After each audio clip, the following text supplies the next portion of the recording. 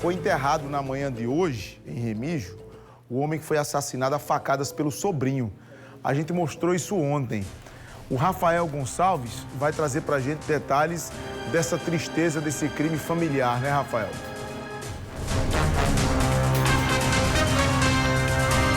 Muita tristeza, de fato, Fábio. Luiz Fernando, de 30 anos, que havia passado no concurso da Polícia Militar do Estado de Ceará, estava com muitos planos de iniciar na carreira, ter uma vida dedicada ao serviço público de segurança. Infelizmente, foi morto pelo sobrinho de 16 anos na noite da última quarta-feira, após uma discussão familiar.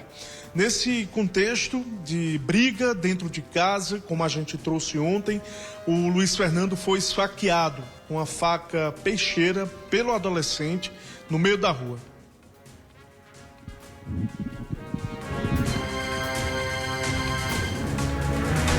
Voltamos, ok.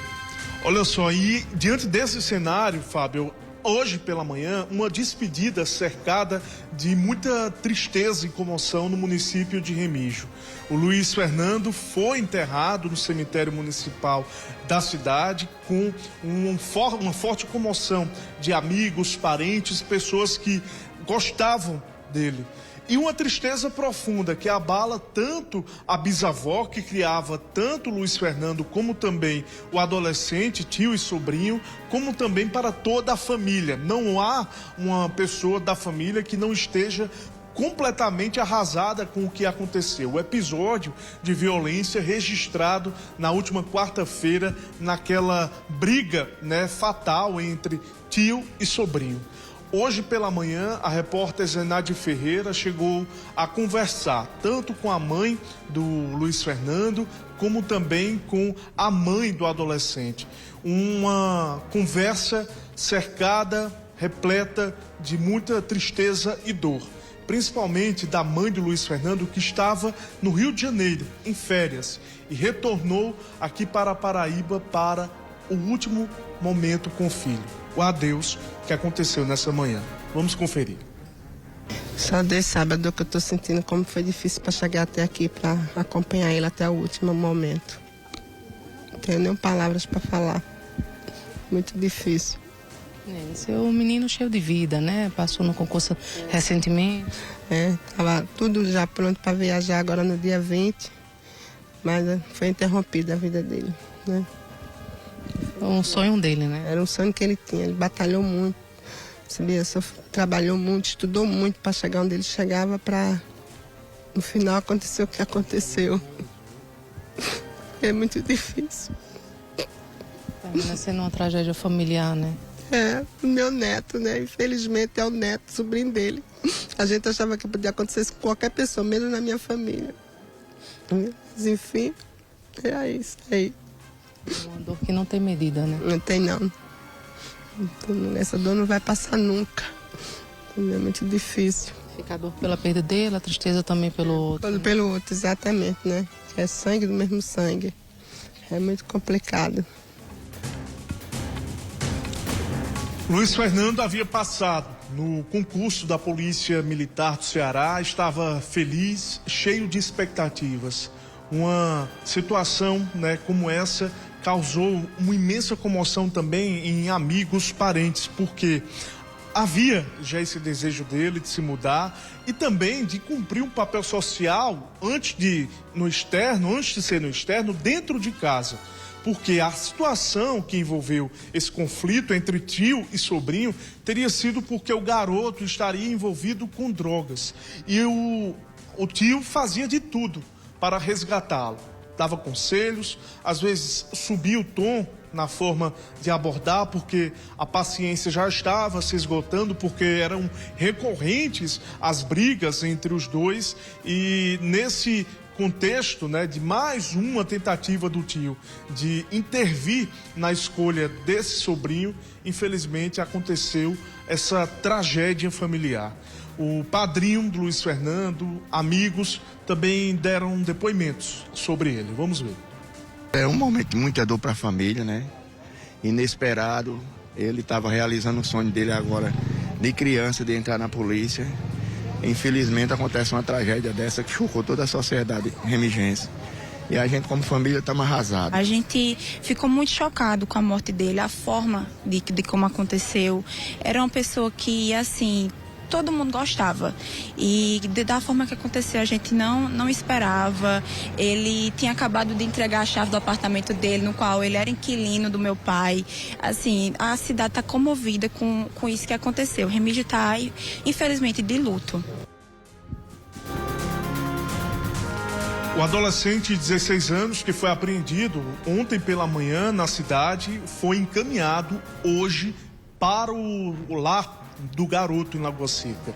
No local, ele deve permanecer provisoriamente por 45 dias até que haja uma decisão judicial. Se ele vai cumprir, uma medida de socioeducação durante 3 anos ou se vai ser liberado para responder, sobre o caso, em liberdade. Há essa possibilidade, mas tudo isso vai ser analisado no trâmite judicial depois de 45 dias dessa internação provisória do adolescente que aconteceu hoje pela manhã no lar do garoto na cidade de Lagoa Seca. Fábio. Obrigado, Rafael. Uma tragédia na família e casos como esse reacendem, na minha opinião, a discussão sobre a redução da maioridade penal. O assassino, no caso, em tela, tem 16 anos. 16 anos. A minha produção, nós somos obrigados a desfocar o rosto dele porque ele tem apenas 16 anos. Apenas 16 anos tem ironia na minha fala, né? Óbvio que tem ironia. Eu não sou um cara que diminuir a idade penal por diminuir, porque acredito que a gente vai acabar, se for só diminuindo, tendo cadeia para criança no Brasil. Mas não é assim que a banda toca. Veja, eu acho que existe uma solução para esse tipo de caso que seja racional a gente decidir, o Congresso decidir, os nossos congressistas, os nossos deputados, senadores, porque, veja, eu parto de um pressuposto que é meio fora de lógica, não tem sentido no Brasil, o adolescente, o jovem de 16 anos, ele pode ir à urna, digitar o número que ele quiser lá e confirmar e eleger um prefeito, um vereador, um deputado, um senador e um presidente da República. Ele tem discernimento na mão dele para decidir o futuro da cidade, do país dele, votando em quem ele quiser. E este mesmo jovem não tem maturidade ainda, discernimento para cumprir com a pena do crime que ele cometeu. Para mim, na minha opinião, uma solução viável aí era uma pena transitória de idade. O que é uma pena transitória de idade? Ele cometeu um homicídio, pensa comigo, tem 16 anos.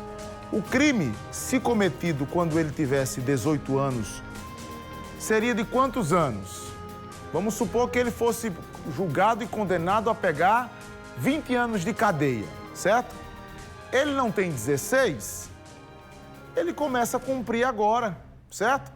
16, quando ele completar 18 anos, ele já cumpriu 2, não foi? Cumpre só mais 18, depois que ele completou a idade penal. O que não dá, e isso contando a partir de 16, o que não dá é um marmanjo de 16 anos, maior do que eu, na maioria das vezes, certo? Com os braços da grossura do morão, com ruindade para dar e vender e emprestar, certo? E vamos convir, o garoto de 16 anos hoje não é o garoto de 16 anos dos anos 80. Não tem a malícia. Antigamente não tinha a malícia que tem hoje. O cara é forte, o cara tem um corpo grande, certo? E num ambiente de maldade. A gente não pode comparar, fazer essa comparação não, porque hoje a realidade é outra. Não tem que se resolver. Não dá para um cara cometer um homicídio desse, matar o tio a facadas e, como o Rafael disse, passar 40 dias numa detenção para saber o que é que ele vai fazer. Daqui a pouco tá solto. Daqui a pouco vai estar solto para cometer outro crime. Brutal, absurdo, no meio da rua. Não dá pra gente continuar desse jeito. E cobre, viu? Cobre do seu candidato a deputado, esse ano é ano eleitoral. Cobre do seu candidato a deputado estadual e federal. Porque essas são pautas, para a gente não confundir também as coisas. Essas são pautas que não é o governador que vai decidir, nem o presidente da República, que são poderes executivos. E essas são pautas legislativas, é produção de lei. E a gente vota num deputado estadual, e neste caso específico é uma lei federal, num deputado federal, para ele legislar, fazer lei que defenda o povo. Então, cobre do seu deputado, assista o horário eleitoral, avalie as propostas, pergunte para ele o que é que ele pensa sobre redução de idade penal, para que você garanta seu voto a dar pelo menos seu voto para alguém que pensa igual a você. Do jeito que tá, não dá para continuar o samba, viu?